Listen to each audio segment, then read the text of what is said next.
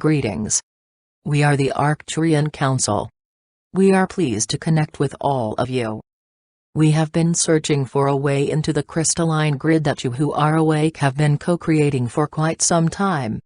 We would love to experience it ourselves, but as ninth-dimensional beings, it is challenging for us to truly experience something that is fifth-dimensional.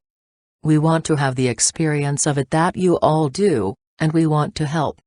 And so, we have been in the process of recruiting many of you who are receiving this transmission.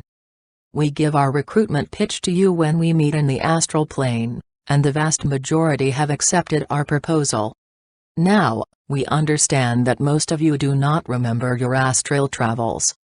That is why we are giving you this information and confirmation through the channel here that you have been recruited, and you have accepted our proposal. Now, let us go over this offer while you are conscious and awake in your fourth-dimensional bodies.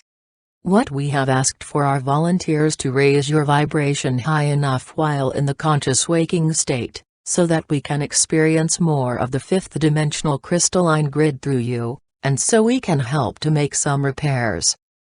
Repairs are needed at this time to reach the population that is still unawake, and that relies upon this crystalline energy grid for the energies that will help them to awaken in the very near future.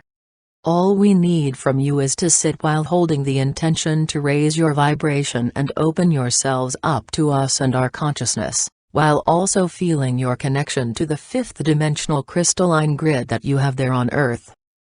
The very few who have declined this invitation have done so because of a desire to work on that grid without assistance, without the help of higher dimensional beings.